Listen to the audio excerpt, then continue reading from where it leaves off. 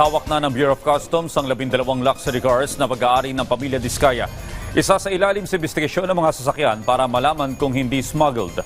Ayon sa BOC, kasama rin sa i-inspeksyonin ang mga sasakyan na hindi sakop ng search warrant. Si JM Pineda sa detalye.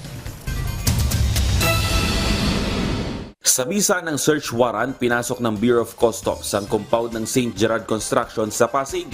Pag-aari ng kontraktor na si Sara Diskaya ang gusali. Pakay ng BOC na ma-inspect ang mga luxury cars na pag-aari ng mga Diskaya.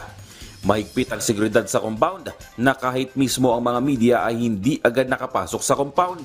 Hindi humarap ang mag-asawang Diskaya, tanging tauhan nila ang nakipag-usap.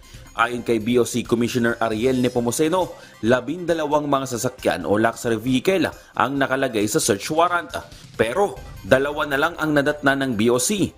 May isa rin silang nakitang luxury car na hindi nakalagay sa search warrant.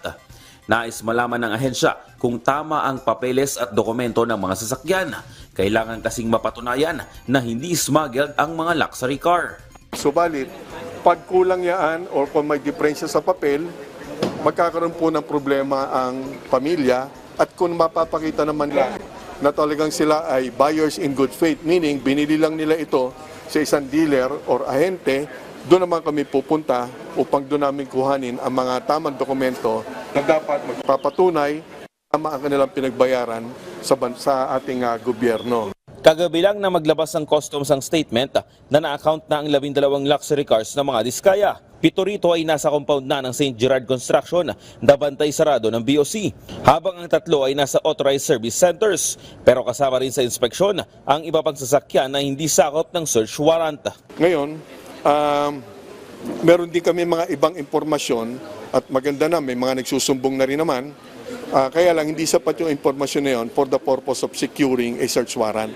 Kasi mahigpit din po ang judge, si Judge Carolina. No? So, doon sa social media, iniisa-isa namin yun. May mga VIN numbers na kami, yung iba may mga plate numbers, subalit hindi yan kompleto. Kasama sa alamin ng Bureau of Customs kung may itinatago pang luxury vehicle ang pamilya Diskaya. Inalerto na rin ng BOC ang HPG para hindi na maitakas ang mga sasakyan.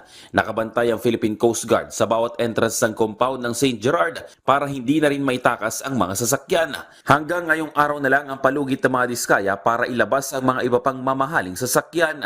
May pananagutan ng pamilya Diskaya kung mapatunayang hindi tama ang ibinayad na buwis ng kanilang luxury cars. Ngayon, huwag tayong mangamba dahil mahuhuli naman po natin saan man po yan itinatago, kung itinatago man. Kaya lang naniniwala naman ako na yan ay makikita natin. Kung walang tamang dokumento ang mga sasakyan, kukumpiskahin ng gobyerno ang mga kotse. JM Pineda para sa Pambansang TV sa Bagong Pilipinas.